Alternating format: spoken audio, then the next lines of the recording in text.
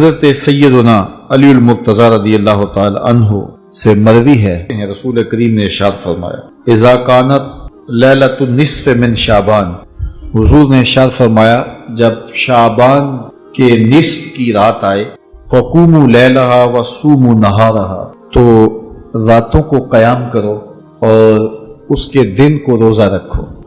فإن اللہ تعالی ینزل فیہا لغروب الشمس الی سماء الدنیا، اللہ تعالیٰ جل شانہ نزول اجلال فرماتا ہے غروب شمس کے ساتھ ہی پہلے آسمان پر، فیقول، اور ارشاد فرماتا ہے کوئی ہے مجھ سے بخشش مانگنے والا میں اس کو بخش دوں، ہے کوئی مجھ سے رزق طلب کرنے والا میں اس کو رزق دوں، ہے کوئی مصیبت میں پھنسا ہوا میں اس کی مصیبت دور کر دوں، ہے کوئی اس مصیبت میں پھنسا ہوا ہے کوئی اس ضرورت کا حامل، تو یہ اللہ تعالیٰ ارشاد فرماتا رہتا ہے یہاں تک کہ فجر طلوع ہو جاتی ہے، اور طلوع فجر تک اس رات کو اللہ کی رحمتیں آواز دیتی ہیں۔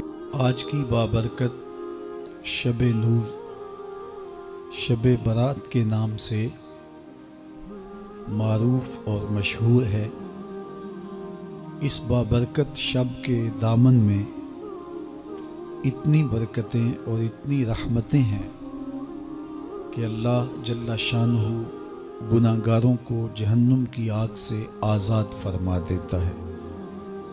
ام المومنین سیدہ طیبہ طاہرہ سیدہ عائشہ صدیقہ رضی اللہ تعالی عنہا فرماتی ہیں ایک دن میں دیکھا کہ حضور میرے حجرہ میں نہیں ہیں، تو میں حضور کو تلاش کرنے نکلی۔ جنت البقیع میں آسمان کی طرف سر اٹھائے حضور اللہ سے التجائیں کر رہے تھے، مجھے دیکھا تو ارشاد فرمایا عائشہ کیا تم نے یہ سمجھا کہ اللہ کا رسول تم سے زیادتی کرے گا؟ فرماتی ہیں میں نے عرض کی یا رسول اللہ صلی اللہ علیہ وسلم میں یہ سمجھا شاید آپ کسی زوجہ محترمہ کے حجرہ میں تشریف لے گئے ہیں۔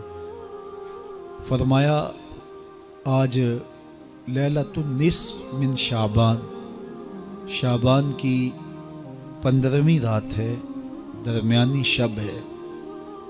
اس رات کو اللہ تعالیٰ جل شانہ آسمان دنیا پہ نزول اجلال فرماتا ہے، اور قبیلہ بنو کلب کی بکریوں کے بالوں سے زیادہ لوگوں کو جہنم کی آگ سے آزاد کر دیتا ہے۔ قبیلہ بنو کلب عرب کا بہت بڑا قبیلہ تھا جو بھیڑ بکریاں پالتے تھے، اور لاکھوں کی تعداد میں ان کی بکریوں اور بھیڑوں کے ریوڑ تھے۔ تو اس قبیلے کی بکریوں کے بالوں سے بھی زیادہ گناہ گاروں کو جہنم کی آگ سے آزاد کر دیا جاتا ہے۔ تو یہ وہ بابرکت شب رحمت ہے، شب نور ہے، جس کے دامن میں اتنی برکتیں ہیں کہ کوئی محروم نہیں رہتا۔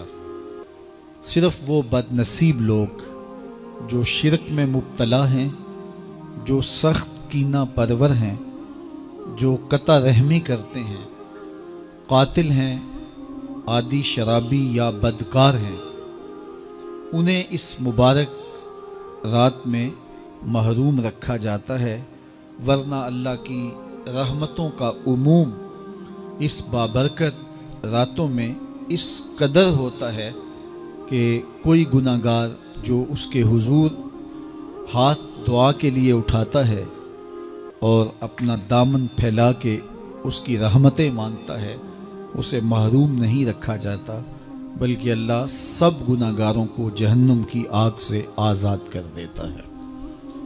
ایک روایت میں آتا ہے کہ اللہ لیلۃ النصف من شعبان، شعبان کی 15ویں رات کو آسمان دنیا پہ اپنی رحمتوں سے جلوہ گر ہوتا ہے اور فرماتا ہے کوئی رزق مانگنے والا میں اس کی جھولیاں بھر دوں، ہے کوئی مغفرت طلب کرنے والا میں اس کے گناہ معاف کر دوں، ہے کوئی مجھ سے عافیت مانگنے والا میں اس کو عافیتوں سے نواز دوں، ہے کوئی فلاں چیز مانگنے والا، ہے کوئی فلاں چیز مانگنے والا، اس کی رحمتیں آواز دیتی ہیں، اور یہ آواز غروب آفتاب سے لے کر کے طلوع فجر تک مسلسل بندوں کو دی جاتی ہے، اور بندے اس کے حضور اگر دستے طلب دراز کریں، اپنی جھولی پھیلائیں، تو اللہ تعالیٰ ان کو ان کے مانگنے سے بھی زیادہ عطا فرماتا ہے۔ اس امت کو اللہ تعالیٰ نے اس طرح کی راتیں دے کر کے مغفرت، بخشش، غفران اور رحمتوں کی فراوانی نصیب کی ہے۔ میرے حضور نے ارشاد فرمایا، ایک شخص صبح سے لے کے ظہر تک مزدوری کرتا ہے، اس کو ایک قیراط ملتا ہے۔ ایک ظہر سے لے کر عصر تک مزدوری کرتا ہے، اس کا وقت تھوڑا ہے لیکن اس کو بھی ایک قیراط ملتا ہے۔ اور تیسرا شخص عصر سے لے کر مغرب تک مزدوری کرتا ہے، اس کو 2 قیراط ملتے ہیں، جبکہ اس کا وقت دونوں سے کم ہے۔ فرمایا پہلی مثال یہود کی ہے، دوسری مثال نصارہ کی ہے، اور تیسری مثال میری امت کی ہے کہ اس کو تھوڑے عمل پر زیادہ ثواب دیا جاتا ہے۔ تو یہود اور نصارہ نے اس پہ برا منایا، تو حضور علیہ السلام نے فرمایا کہ اللہ نے ان کے اجر میں تو کمی نہیں کی، لیکن مسلمانوں کو زیادہ اجر دے دیا، تو یہ اس کی کرم نوازی ہے۔ تو یہ تھوڑے وقت کی عبادتیں اور چند راتوں کی بیداری اور مخصوص اوقات میں اللہ کے حضور عبادت و ریاضت ایک گناہگار کو کہاں سے کہاں تک پہنچا دیتی ہے، اس کے گناہوں کی معافی کا ذریعہ بھی بنتی ہے اور درجات کی بلندی کا سبب بھی۔ دیکھیے لیلۃ القدر ایک رات 1000 مہینے کی عبادتوں سے بہتر قرار پاتی ہے۔ اسی طرح دیگر مواقع ہیں کہ اللہ تعالیٰ اس امت کے لیے رکھے ہیں، رحمت رب بہانہ می طلب، اور یوں بھی پڑھا گیا رحمت رب بہانہ می طلب۔ اس کی رحمتیں قیمت نہیں مانگتی اور اس کی رحمتیں بہانہ تلاش کرتی ہیں، تو وہ اپنے بندوں کو بخشنے پہ آمادہ ہے اگر وہ اپنا دامن طلب پھیلائیں۔ قرآن مجید میں ایک مقام دیکھیے کتنا دل آویز ہے، فرمایا ما یفعل اللہ بعذابکم، اللہ تمہیں عذاب دے کے کیا کرے گا؟ اس کی یہ چاہت نہیں ہے کہ تمہیں عذاب میں مبتلا کرے، اس کی چاہت یہ ہے کہ تم اس کی چوکھٹ پہ آؤ، جھولی پھیلاؤ، اس سے خیرات اور رحمت مانگو، اور وہ تمہارے ماضی کے سارے گناہ معاف کر کے، ساری غلطیاں معاف کر کے تمہیں اپنی رحمتوں سے مالا مال فرما دے۔ تو وہ بندوں کو بخشنے پہ، بندوں کی مغفرت کرنے پہ آمادہ ہے، اور اس کی رحمتیں بہانے تلاش کرتی ہیں۔ اللہ اکبر۔ اور دوسری جانب اس کے بندے، اس کے مملوک، اس کی مخلوق، اور مخلوق کی گناہگار اور نیکوکار اس کی رحمتوں کے طالب ہوتے ہیں، بلکہ وہ گناہ کرنے کے بعد جب معافی مانگتے ہیں تو اللہ کو یہ معافی بہت پسند ہے۔ معافی مانگنا، اس کے حضور اپنے دامن کو پھیلانا، وہ اس کو بہت زیادہ محبوب ہے۔ انسان کی فطرت کے اندر گناہ رکھا گیا ہے۔ آگ، ہوا، مٹی، پانی، یہ ان 4 چیزوں کا مرکب ہے۔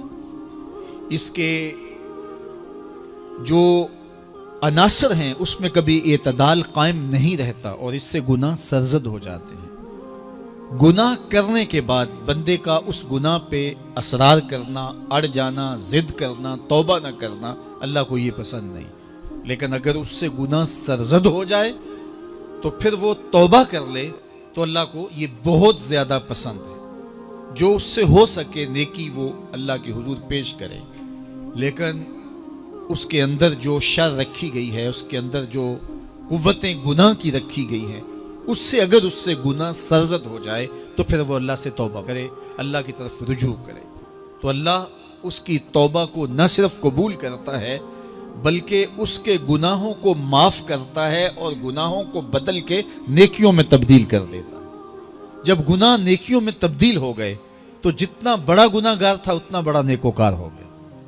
حضرت سیدنا عمر رضی اللہ تعالیٰ عنہ بازار میں جا رہے تھے تو ایک شرابی نے ہاتھ میں بوتل پکڑی تھی شراب کی، تو حضرت عمر ہاتھ میں درہ رکھتے تھے اور آپ کا جاہ و جلال دیدنیت ہوتا، تو جو ہی حضرت عمر رضی اللہ تعالیٰ عنہ کو اس نے دیکھا تو ڈر گیا اور دل ہی دل میں کہا اے اللہ آج عمر کے قہر سے بچا لے، میں تیری بارگاہ میں سچی توبہ کرتا ہوں، اور جلدی سے شراب کو بغل میں چھپا لیا۔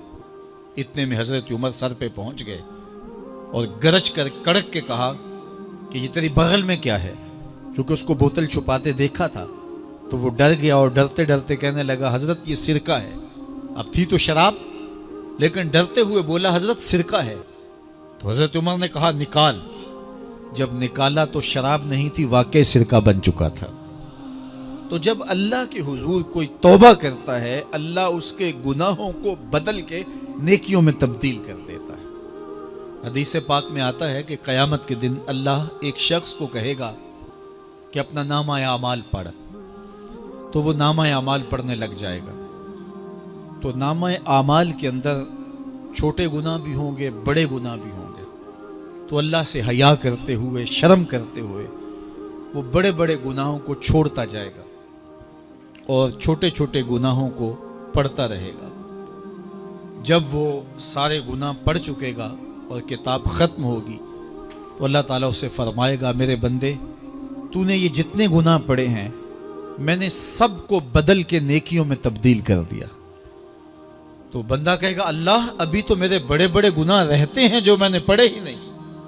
فَضَحِكَ النَّبِيُّ حَتَّى بَدَتْ أَنْيَابُهُ، حضور جب یہ بیان فرما رہے تھے تو حضور اتنا مسکرائے کہ صحابہ نے حضور کی داڑھیں دیکھ لی۔ تو پہلے وہ بڑے بڑے گناہ چھوڑے جا رہا تھا، لیکن جب اللہ فرمائے گا کہ میں تیرے گناہوں کو بدل کے نیکیوں میں تبدیل کر دیا تو وہ کہے گا ابھی تو بڑے بڑے گناہ رہتے جو میں نے ابھی پڑھے ہی نہیں۔ تو جب کوئی بندہ اس کے حضور توبہ کرتا ہے، اللہ یہ نہیں دیکھتا اس نے گناہ کتنے کیے ہیں، یہ دیکھتا ہے بندہ آیا میری چوکھٹ پہ ہے تو اللہ اس کے پچھلے سارے گناہ معاف فرما دیتا ہے۔ اللہ اکبر۔ میرے اور آپ کے آقا و مولا نے اللہ کے حضور توبہ کرنے اور اس پر اللہ کی خوشی اور اللہ کی خوشنودی کا ذکر کرتے ہوئے ایک مثال بیان فرمائی کہ ایک شخص صحرا میں سفر کر رہا تھا تو وہ ایک درخت کے نیچے دوپہر کاٹنے کے لیے، سستانے کے لیے رک گیا اور درخت کے ساتھ اپنے اونٹ کو باندھ دیا اور خود لیٹ گیا تاکہ دوپہر کاٹ لوں۔ تھوڑی دیر کے بعد جب اس کی آنکھ کھلی تو اس نے کیا دیکھا کہ اونٹ ماں ساز و سامان کے ساتھ غائب ہے۔ اب صحرا میں اونٹ کا گم ہو جانا گویا زندگی چلے جانے کے مترادف ہے۔ تو اس نے دائیں بائیں بھاگ دوڑ کے دیکھا کہ کہیں اونٹ کا نشان مل جائے، لیکن اونٹ کا نشان نہیں ملا۔ تا حد نظر کوئی انسانی آبادی نہیں۔ وہ بھاگا اور تھک ہار کے دوبارہ اسی درخت کے نیچے بیٹھ گیا اور پیاس سے ہلکان ہوا جا رہا تھا اور درخت کے ساتھ ٹیک لگا کے لیٹ گیا اور موت کا انتظار کرنے لگا۔ جن لوگوں نے صحرا کا سفر کیا ہے ان کو اس بات کا اندازہ ہوگا کہ کئی 100 میل تک انسانی آبادی ہی نہیں، اب نہ کچھ کھانے کے لیے بچا نہ کچھ پینے کے لیے بچا، اونٹ بھی غائب ہو گیا، توشہ بھی ساتھ ہی چلا گیا، تو اب ظاہر ہے سیدھی موت ہی نظر آ رہی ہے۔ تو وہ اس درخت کے ساتھ ٹیک لگا کے بیٹھ جاتا ہے اور موت کا منتظر ہوتا ہے۔ تھوڑی دیر کے بعد پھر اس کی دوبارہ آنکھ لگ جاتی ہے۔ جب دوبارہ آنکھ لگتی ہے تو تھوڑی دیر بعد پھر آنکھ کھلتی ہے۔ جب دوبارہ آنکھ کھلتی ہے تو دیکھتا ہے کہ اونٹ جو گما تھا ماں ساز و سامان کے اس کے پاس کھڑا ہے۔ تو صحرا میں اس حالت میں اونٹ کا مل جانا زندگی مل جانے کے مترادف ہے۔ تو وہ اتنا خوش ہوا کہ خوشی کی انتہا نہ رہی، بلکہ مسرتوں کے ہجوم میں درک گیا اور کہنے کیا لگا اللہم انت عبدی وانا ربک، اے اللہ تو میرا بندہ اور میں تیرا رب۔ کہنا تو یہ تھا کہ تو میرا رب اور میں تیرا بندہ، لیکن مسرتوں کا ہجوم ہی اتنا تھا، خوشیوں کا ہجوم ہی اتنا تھا کہ زبان پہ قابو نہ رہا۔ کسی کے آنے سے ایسے ہوش اڑے ساقی کے، شراب سیخ پہ ڈالی اور بوتل میں کباب۔ کہنا یہ تھا اللہم انت ربی وانا عبدک، لیکن اس قدر خوش ہوا جب بھی تیری قربت کے امکان نظر آئے ہم اتنے خوش ہوئے کہ پریشان نظر آئے۔ تو کہنا یہ تھا کہ اے اللہ تو میرا رب اور میں تیرا بندہ، لیکن خوشیوں کے ہجوم میں وہ کہتا ہے اللہم انت عبدی وانا ربک، اے اللہ تو میرا بندہ اور میں تیرا رب۔ حضور یہ بات بیان کرنے کے بعد صحابہ سے پوچھتے ہیں کہ ذرا بتاؤ اس بندے کو کتنی خوشی ہوئی کہ خوشی میں زبان بھی قابو نہ رہی اور اپنے آپ پہ کنٹرول نہ رہا، اور خوشیوں کے ہجوم میں اسے یہ بھی پتہ نہیں چل رہا کہ وہ کیا بول رہا ہے۔ تو صحابہ نے عرض کی حضور بہت زیادہ اسے خوشی ہوئی۔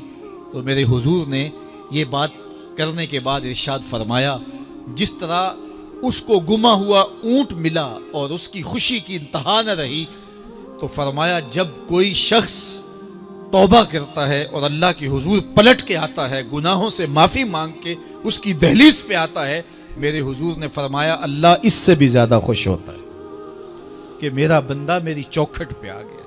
آپ نے نام سنا ہوگا محمود غزنوی اور ایاز کا، ان کا باہم محبت کا رشتہ بہت گہرا تھا۔ ایاز ٹوٹ کے چاہتا تھا بادشاہ کو، اب دیگر مصاحبین حسد کرتے تھے، بغض رکھتے تھے، وہ کہتے تھے یہ کوئی کیا اس میں کرشمہ اور کمال ہے کہ بادشاہ اس کو اتنا ہی چاہتا ہے۔ تو بادشاہ جب ان وزراء کا، مشیروں کا حسد حد سے بڑا ہوا دیکھا تو ایک دن سب کو اپنے دربار میں حاضر کیا۔ دربار میں ایک تالاب تھا، تو اس میں مٹھی بھر کے موتیوں کی پھینک دی اور ایک وزیر کو کہا کہ یہ موتی نکال کے لاؤ اور یہ خیال کرنا کہ تمہارا لباس بھی، تمہارا بدن بھی نہیں بھیگنا چاہیے۔ تو سب نے کہا کہ یہ عجیب بات ہے کہ حوض کی تہ سے موتی نکال کے لائیں اور لباس بھی نہ بھیگے اور بدن بھی نہ بھیگے، یہ تو لازمی ہوگا۔ پھر دوسرے وزیر کو کہتا کہ یہ موتی نکال کے لاؤ، تمہارا لباس بھی نہیں بھیگنا چاہیے، تمہارا بدن بھی نہیں بھیگنا چاہیے۔ تو وہ آگے سے حجت کرتا یہ کیسے ہو سکتا ہے کہ بدن بھی اور لباس بھی نہ بھیگے اور موتی بھی نکال لاؤں؟ تیسرے کو، چوتھے کو، پانچویں کو، ہر ایک آگے سے حجت کرے یہ کیسے ہو سکتا ہے؟ پھر ایاز آ گیا تو بادشاہ نے ایاز کو کہا کہ یہ موتی نکال کے لانے ہیں اور تمہارا لباس بھی اور تمہارا بدن بھی نہیں بھیگنا چاہیے۔ ایاز نے فوراً چھلانگ لگائی اور موتی نکالے۔ جب باہر نکلا تو بدن اور لباس پانی سے نچڑ رہا تھا، تو ایسے موتی بادشاہ کو پیش کیے اور بدن کپ کپا رہا تھا۔ تو بادشاہ بڑے غصے سے کہا کہ ایاز تمہارا بدن بھیگ گیا، تمہارے کپڑے بھی بھیگ گئے، میں نے کہا تھا لباس بھی نہیں بھیگنا چاہیے، کپڑے بھی نہیں بھیگنے چاہیے۔ تو ایاز بڑی لجاجت سے عرض کرنے لگا بادشاہ سلامت، آپ کے دو حکم تھے، ایک یہ کہ موتی نکال کے لانے ہیں، دوسرا حکم یہ تھا کہ لباس اور کپڑے بھیگنے نہیں چاہیے۔ تو ایک حکم میں نے پورا کر دیا ہے، دوسرے کی معافی چاہتا ہوں۔ تو صاحب اللہ نے حضرت انسان کے سینے میں جذبات کا ایک جہاں آباد کیا ہے، شیطان کو بھی انسان کے پیچھے لگا دیا اس کی آزمائش کے لیے، اس کے امتحان کے لیے۔ نفس بھی اس کے اندر موجود ہے، اور دوسری جانب اس کو گناہوں سے منع بھی کیا اور نیکی کی تلقین بھی کی۔ اب کتنی مشکل زندگی ہے حضرت انسان کی، آئی جان شکنجے اندر جویں ویلنے دے وچ گنا، کتنی مشکل زندگی ہے۔ خواہشیں ہیں کہ آوارہ ہیں، آرزویں ہیں کہ بے قابو ہیں، اور دوسری جانب اللہ کا حکم ہے۔ اب کیا کرے؟ تو گناہ کرنے کے بعد پھر اللہ کے حضور توبہ کر لے، جو ممکن ہو وہ نیکی کرے اور گناہ سے مقدور بچنے کی کوشش کرے، لیکن بشری تقاضوں کے تحت اگر اس سے گناہ کبھی سرزد ہو جائے تو اس پر اکڑے نہ اور اس پہ مصر نہ رہے، اس پہ اصرار نہ کرے، بلکہ فوراً اللہ کے حضور توبہ کرے۔ گناہ کرنے کے بعد بندہ جب توبہ کرتا ہے، التائب من الذنب کمن لا ذنب لہ، تو وہ ایسے ہوتا ہے جس طرح اس نے گناہ کیا ہوا ہی نہیں۔ بندہ 100 بار گناہ کر کے توبہ کرے، اللہ 100 بار معاف فرما دے۔ وہ کریم ہے، 70 ماؤں سے زیادہ پیار کرتا ہے۔ تو بندے اس کی دہلیز پہ جب توبہ کرتے ہیں، رجوع کرتے ہیں اور اس سے معافی مانگتے ہیں، تو وہ یہ نہیں دیکھتا کہ یہ گناہ گار کتنا بڑا ہے، وہ یہ دیکھتا ہے کہ یہ میری دہلیز پہ آیا ہے، اور اس کے ما قبل کے سارے گناہ معاف بھی کرتا ہے، بلکہ گناہوں کو بدل کے نیکیوں میں بھی تبدیل کر دیتا ہے۔ آئیے اب قرآن مجید میں ان لوگوں کی کہانی بھی پڑھیے جو اپنی زندگی کو اپنے مالک کے نام لگا چکے ہیں، اور ان سے اگر کوئی معاملہ سرزد ہو جاتا ہے تو وہ کس قدر اللہ سے ڈرتے ہیں. والذین یؤتون ما آتوا وقلوبہم وجلہ انہم الی ربہم راجعون. فرمایا کہ وہ لوگ جب ان سے کوئی خطا سرزد ہو جاتی ہے، کوئی گناہ ہو جاتا ہے، تو ان کے دل لرز جاتے ہیں، خوف خدا سے وہ کانپنے لگ جاتے ہیں. انہم الی ربہم راجعون، تو وہ اپنے رب کی طرف رجوع کرنے والے ہوتے ہیں. اگر ان سے کبھی کوئی گناہ سرزد ہو جائے، ان سے کوئی غلطی سرزد ہو جائے، تو پھر اس پہ ضد نہیں کرتے، اس پر مصر نہیں ہو جاتے، اس پر حجتیں اور دلیلیں نہیں لاتے، بلکہ وہ کیا کرتے ہیں، فوراً اللہ کے حضور رجوع کرتے ہیں اور معافی مانگتے ہیں.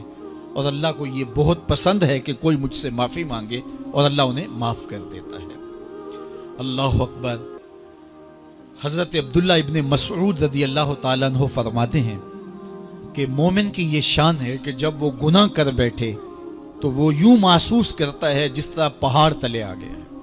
یہ اس کی کیفیت ہے کہ گناہ کرنے کے بعد، نافرمانی کرنے کے بعد اس کا دل لرز اٹھتا ہے. وَقُلُوبُهُمْ وَجِلَةٌ، ان کے دل خوف خدا سے لرزنے لگ جاتے ہیں کہ ہم سے یہ گناہ کیوں سرزد ہو گیا، یہ تو اللہ کی ناراضگی کا سبب ہے.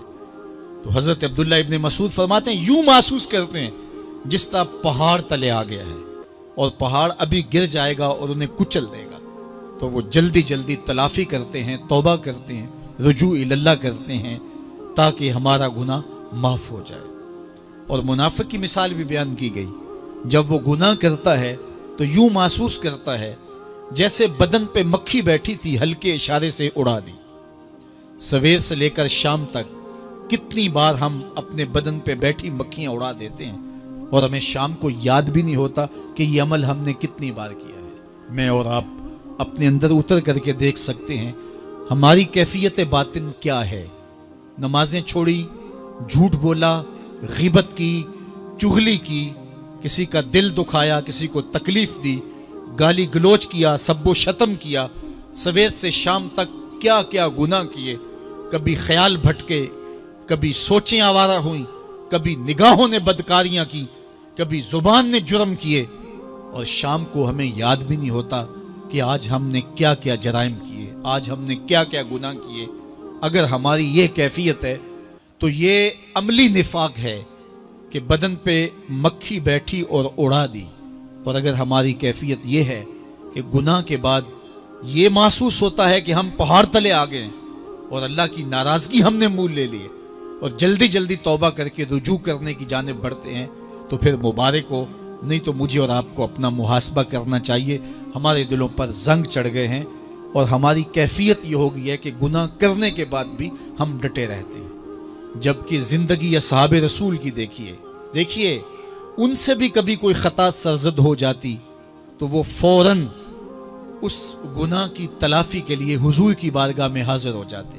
حضرت ابو لبابہ رضی اللہ تعالیٰ عنہ نے اپنے آپ کو مسجد نبوی کے ستون کے ساتھ بندھوا دیا اور کہا کہ جب تک میری معافی نہیں ہوگی تب تک اپنے آپ کو کھلواؤں گا نہیں. اور پھر جب ان کی بخشش کا اعلان ہوا تو پھر حضور کے ہاتھوں سے اپنے آپ کو انہوں نے کھلوایا. ایک خاتون حضور کی خدمت میں حاضر ہوئی اور عرض کی یا رسول اللہ صلی اللہ علیہ وسلم، مجھ سے بدکاری سرزد ہو گئی ہے اور میرے پیٹ میں بچہ ہے، اور میں چاہتی ہوں کہ آخرت کی سزا کی بجائے دنیا کے اوپر اس کی سزا مجھے دے دی جائے تاکہ میں پاک ہو جاؤں اور صاف ہو جاؤں، کیونکہ آخرت کی سزائیں بہت سخت ہیں. اللہ کے محبوب علیہ السلام نے جبریل امین سے ایک دن پوچھا تھا مجھے جہنم کے عذابوں کا ذکر سناؤ، تو عرض کی یا رسول اللہ صلی اللہ علیہ وسلم، سب سے ہلکا عذاب، اخف العذاب، ہلکا ترین عذاب یہ ہے کہ جہنمی کے پاؤں میں آگ کے جوتے رکھے جائیں گے، باقی اس کے پورے بدن پہ آگ نہیں ہوگی، صرف آگ کے جوتے اس کو پہنائے جائیں گے، لیکن اس کی حدت، گرمی اور شدت اتنی ہوگی، یغلی منہما دماغہ، اس کی شدت سے اس کا دماغ پگھل کر ناک اور کانوں کے ذریعے سے باہر آنا شروع ہو جائے گا. یہ سب سے ہلکے عذاب کی کیفیت ہے. اور جو عذاب سخت ہیں الیاذ باللہ، اللہ تعالیٰ قرآن مجید میں فرماتا ہے ثم لا يموت فیہا ولا یحیا، اس بڑے عذاب کا ذکر کیا جو جہنمیوں کو دیا جائے گا فرمایا اس عذاب کی کیفیت یہ ہوگی بندہ نہ جیے گا نہ مرے گا. جیے گا اس لیے نہیں کہ آگے اور پیچھے دائیں اور بائیں آگ ہی آگ ہوگی تو اس آگ میں جینا کو جینا تو نہیں ہوگا. اور مرے گا اس لیے نہیں کہ موت کو موت آ چکی ہوگی. جنت میں جنتیوں کو ایک ہی ڈر اور خدشہ ہوگا کہیں موت نہ آ جائے, اور جہنمیوں کو ایک ہی امید ہوگی کہیں موت آ جائے اور جان چھوٹ جائے. اللہ تعالیٰ مینڈے کی شکل میں موت کو لائے گا اور موت کو ذبح کیا جائے گا. جنتی جنت سے اور جہنمی جہنم سے دیکھ رہے ہوں گے. جب موت کو ذبح کر دیا جائے گا اب موت نہیں ہے تو جنتی اتنے خوش ہو جائیں گے کہ اگر موت کو موت نہ آئی ہوتی تو یہ خوشی سے مر جاتے, اور جہنمی اتنے مایوس دکھی اور پریشان ہوں گے کہ اگر موت کو موت نہ آئی ہوتی تو یہ صدمے سے مر جاتے. تو وہ کتنا سخت عذاب ہوگا. اللہ یاز باللہ کے ہلکے ترین عذاب کی کیفیت یہ ہے کہ پاؤں میں آگ کا جوتا اور دماغ پگھل کے ناک اور کانوں کے راستے سے باہر آ جائے. تو اس نے عرض کی یا رسول اللہ صلی اللہ علیہ وسلم میرے اوپر حد جاری کر دیجئے. اور اس نے کہا کہ میرے پیٹ میں جو ہے وہ بچہ ہے. اللہ کے محبوب علیہ السلام نے فرمایا جاؤ جب بچہ پیدا ہو تو پھر آنا. وہ چلی گئی. تو جب بچہ پیدا ہوا تو گود میں اٹھائے پھر حضور کی خدمت میں حاضر ہوئی اور عرض کی یا رسول اللہ یہ ہے بچہ جو میں نے گناہ کیا تھا, بدکاری کی تھی, آج یہ اس کی نشانی ہے. تو اللہ کے محبوب علیہ السلام نے فرمایا کہ اسے لے جاؤ اور اسے دودھ پلاؤ, اور جب یہ کچھ کھانے پینے لگ جائے گا تو پھر آنا. تو تھوڑی دیر کے بعد, کچھ دنوں کے بعد وہ دوبارہ حاضر ہوئی اور اس نے اس بچے کے ہاتھ میں روٹی کا ٹکڑا دیا ہوا تھا اور عرض کی یا رسول اللہ دیکھ لیجئے اب یہ روٹی کھانے لگ گیا ہے. اللہ اکبر. تو اللہ کے محبوب نے فرمایا انہیں لے جاؤ اور جا کے انہیں سنگسار کر دو. اس کی یہ حد بنتی تھی, اس کو سنگسار کیا اور اس نے خود یہ سزا اپنے لیے قبول کی. مائز ابن مالک اسلمی عرض کی یا رسول اللہ طہرنی, مجھے پاک کر دیجئے. میرے حضور نے فرمایا جاؤ اللہ سے معافی مانگو. وہ گئے اور معافی مانگی, بے چینی اتنی تھی, پھر آ گئے اور عرض کی طہرنی یا رسول اللہ, حضور مجھے پاک کر دیجئے. فرمایا جاؤ اللہ سے معافی مانگو. وہ گئے, معافی مانگی, پھر پلٹ آئے. تیسری مرتبہ, چوتھی مرتبہ آقا کریم نے فرمایا فیما اطہرک, تمہیں کہا اللہ سے معافی مانگو, کریم ہے معاف کر دے گا, تم پھر پلٹ آتے ہو, تمہیں کس جرم سے پاک کروں؟ قال من الزنا, عرض کی مجھ سے بدکاری ہو گئی ہے اور میں چاہتا ہوں کہ دنیا پر فارغ ہو جاؤں. حضور نے فرمایا کہ اس کا توازن عقلی تو ٹھیک ہے. عرض کی حضور صحیح الحواس ہے. کہا کہ یہ نشے میں تو نہیں کہہ رہا. کسی نے اٹھ کے منہ سونگا. کہا حضور ایسی بات بھی نہیں ہے. فرمایا تم سوچ لو کیا کہہ رہے ہو. کہا حضور جو میں کہہ رہا ہوں وہ سچ کہہ رہا ہوں, مجھ سے گناہ سرزد ہو گیا اور میں چاہتا ہوں کہ دنیا پر ہی فارغ ہو جاؤں. اللہ کے محبوب علیہ السلام نے فرمایا کہ انہیں سنگسار کر دو. مائز ابن مالک اسلمی کو سنگسار کر دیا گیا. جب ان کا جنازہ اٹھا تو حضور بھی جنازے کے جلوس میں تھے. کسی کی زبان سے نکلا لو مائز نے گناہ کیا تھا, بس یہ بات سننے کی دیر تھی. اللہ کے محبوب کے چہرے پہ جلال آ گیا. فرمایا خبردار اگر کسی نے میرے مائز پہ بات کی, میرے مائز نے ایسی سچی توبہ کی ہے اگر روئے زمین کے تمام مسلمانوں میں بانٹ دی جائے لکفاہم, سب کی مغفرت ہو جائے, کہ انہوں نے اپنے آپ کو خود پیش کیا ہے. اب مائز ابن مالک کا جنازہ اللہ کے رسول نے خود پڑھایا, بلکہ مسلم کتاب الحدود میں ہے کہ ان کے جنازے کے دوسرے دن یا تیسرے دن حضور ان کے ہاں تشریف لے گئے, اور جب آقا گئے وہم جلوسن, تو لوگ وہاں بیٹھے ہوئے تھے. تو میرے آقا نے فرمایا استغفروا لمائز, مائز کے لیے بخشش اور مغفرت کی دعا کر. تو یہ بات ذہن نشین کیجئے کہ یہ وہ لوگ تھے کہ جن سے کبھی کوئی گناہ سرزد ہو جاتا تو وہ جلد توبہ کرتے, اور اس کی بڑی سے بڑی حد اور سزا بھی ہوتی تو وہ بھی کاٹنے کے لیے تیار ہو جاتے. میں اور آپ دیکھیں کہ ہماری زندگی میں اگر گناہ ہیں اور ہمیں سچی توبہ کی توفیق بھی نصیب نہیں ہے تو پھر ہم سوچ لیں کہ ہم کہاں کھڑے ہیں. دیکھیے اللہ دلوں کے بھید جانتا ہے. سچی توبہ یہ ہے کہ جو کیے پر ندامت ہو اور آئندہ نہ کرنے کا عزم مصمم ہو, پکا ارادہ ہو کہ یہ گناہ زندگی میں دوبارہ نہیں کروں گا. الگ بات ہے کہ پھر دوبارہ اس سے سرزد ہو جائے، لیکن جب وہ توبہ کر رہا ہو تو اس وقت اس کا پختہ عزم ہو اور اس کے دل کے کسی گوشے میں نہ ہو کہ چلو میں توبہ کر لیتا ہوں اور پھر ہو گیا تو پھر کر لوں گا، پکا عزم ہو کہ دوبارہ یہ گناہ نہیں کروں گا۔ اور اگر زبان سے توبہ توبہ کر رہا ہو اور دل میں ہو کہ ٹھیک ہے یہ تو صبح بھی مجھ سے عمل بد سرزد ہونا ہے، تو اللہ تعالیٰ سے یہ مذاق کرنے والی بات ہے، اور اللہ تعالیٰ سے جو مذاق کرتا ہے وہ کہاں کھڑا ہے وہ خود سوچ لے۔ وہ کیا کسی نے کہا تھا کہ توبہ کی پھر توبہ کر کے توڑ دی، میری اس توبہ پہ توبہ کر اٹھی۔ تو ایسی توبہ نہیں ہے کہ جو رسماً کسی مجلس میں چلے گئے، کسی اجتماع میں چلے گئے تو سب لوگوں نے توبہ کی تو وہ بھی توبہ کرتا رہا، لیکن اس کا عزم مصمم پختہ ارادہ نہیں تھا گناہوں کو چھوڑنے کا، تو یہ توبہ نہیں، یہ مذاق ہے۔